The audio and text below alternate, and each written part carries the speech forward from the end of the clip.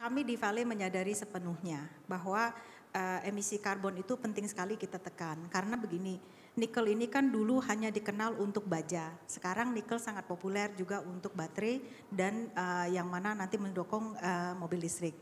Nah ini kan untuk dekarbonisasi sektor transportasi.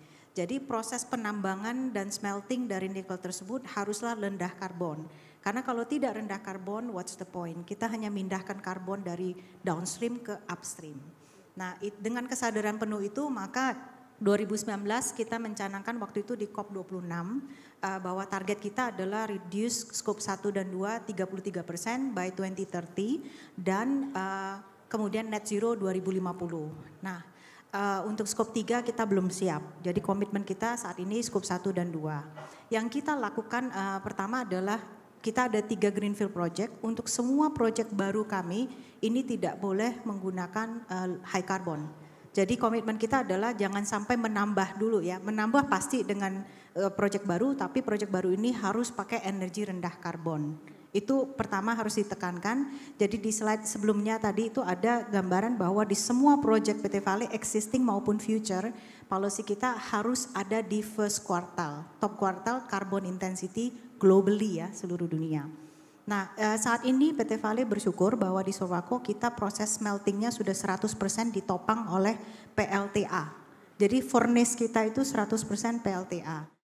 Dan saat ini kami di tambang bawah tanah yang merupakan tambang bawah tanah terbesar di dunia, itu salah satu metode pengangkutannya adalah menggunakan kereta listrik.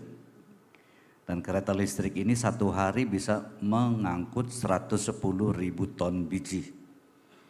Dan tentu saja dengan menggunakan listrik ini adalah zero emission. Dan dari situ saja kami sudah bisa mengurangi emisi karbon 22%.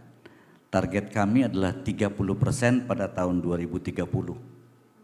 Dan ini sudah tercapai 20-24%. Dan harusnya tahun 2030 bisa tercapai pengurangan emisi 30%. Di samping itu juga kami menggunakan bahan bakar atau power plant baru yang menggunakan bahan bakar dual fuel ya, gas dan minyak. Minyak ini tentu saja menggunakan B30, B40 bahkan mungkin B50 yang tentu saja emisinya akan jauh lebih rendah. Ini juga membantu kami mengurangi emisi karbon yang terjadi di hulu maupun hilir. Sedang merencanakan untuk menggantikan PLTU batubara kira-kira 200 megawatt itu dengan menggunakan LNG. Dan ini will significantly reduce the carbon emission. Kalau memang itu bisa terencana dengan baik, maka emisi karbon yang berkurang di tahun 2060 bisa lebih dari 60%. Dan semoga semuanya ini kemudian bisa tercapai sesuai dengan rencana, sehingga kita bisa betul-betul berkontribusi terhadap pengurangan emisi karbon seperti yang dicanangkan pemerintah, tapi kami tetap dengan angka masih tahun 2041. ESG ini udah masuk ke dalam penghitungan-penghitungan kita. Jadi yang namanya ESG itu adalah satu keniscayaan yang memang harus diikuti. Jadi begitu kita mulai melakukan perencanaan penambangan, bahkan the responsible miners itu pada saat mulai merencanakan penambangan sudah merencanakan juga penutupan penambangannya. Jadi kalau lihat statistik di sini sudah 16 juta pohon. Kita udah menanam 16 juta pohon sampai detik ini. Dan tahun ini kita launching lagi 10.000 berikutnya. Jadi ini setiap 5 tahun 10.000. Jadi 10.000 berikutnya ini baru mulai gitu ya. Jadi harapan kita kalau selesai semua program kita 5 kali lipat dari yang kita buka itu reklamasi dan reforestasi. Kita selalu bicara mengenai deforestasi, tapi salah satu isu penting di mining juga adalah biodiversity. Jadi di dalam persemaian itu adalah konsep banyak proyek konservasi ya dikeluarkan lewat proyek-proyek kita di persemaian ini. Apalagi lokasi kita kan di Wallacea itu bagian di Indonesia yang sangat kaya keberagaman hayati. Dua dampak penting dari penambangan PT FI, pertama adalah overburden. Overburdennya kita reklamasi, kita tata kembali supaya tidak terjadi sedimentasi dan kita tanami kembali. Jadi yang namanya tumbuhan di situ hanya rumput dan perdu.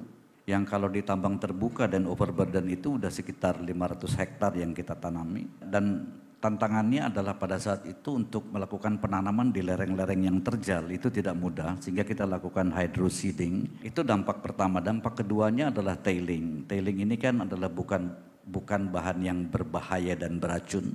Dan tailing ini yang sudah tidak aktif udah lebih dari 1.000 hektar yang kita tanami kembali. Nah ini satu hal yang penting, tentu perlu konsistensi. Kita sudah buktikan ya 50 tahun lebih beroperasi dan bisa kita jaga. Jadi sebenarnya bisa, asal mau dan komit dan konsisten ya, itu didukung pasti bisa. Memang perlu komitmen. Yang kedua teknologi, untuk dekarbonisasi tantangan terbesar memang adalah teknologi.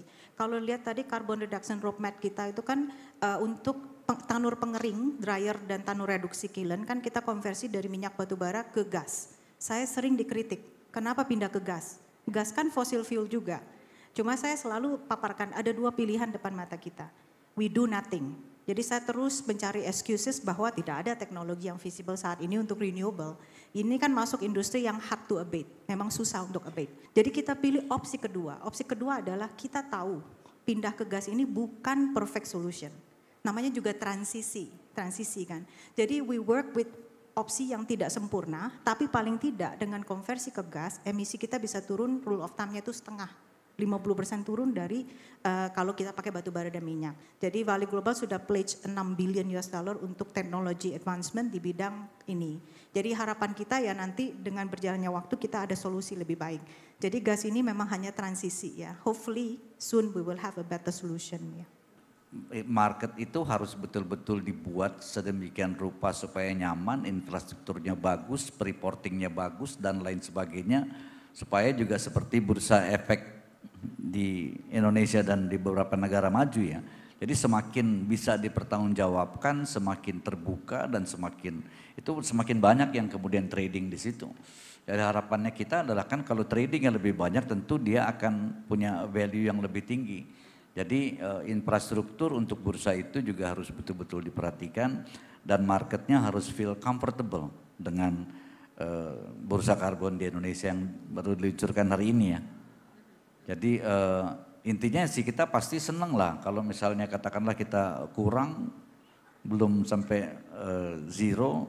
Apalagi kalau dikasih waktu lebih dari 2041 ya kita sih bisa. Udah ready ya, kami siap. Ready to go net zero. Itu kalau benar biomass bisa, sebenarnya tantangan kita adalah logistic cost, membawa dari pulau lain ke Sulawesi, tempat kita itu biayanya itu bisa sampai 3 kali lipat. Nah harapan saya sebenarnya adalah kalau program biomass ini bisa dibawa ke Luhut Timur juga, membawa pendapatan baru ya, jadi social program, masyarakat kita bisa berdayakan, menanam biomass, bisa menciptakan industri baru di Luhut Timur yang independent of tambang. Jadi suatu hari 50 tahun, entahlah berapa tahun, tambang ini selesai, habis, masyarakat Luhut Timur ini bisa hidup dari industri biomass. Kalau itu bisa terjadi, menyelesaikan masalah kita untuk karbon reduksi, tapi good for business, at the same time good for society. Betul. Itu akan luar biasa, mengawinkan sosial dan core business kita.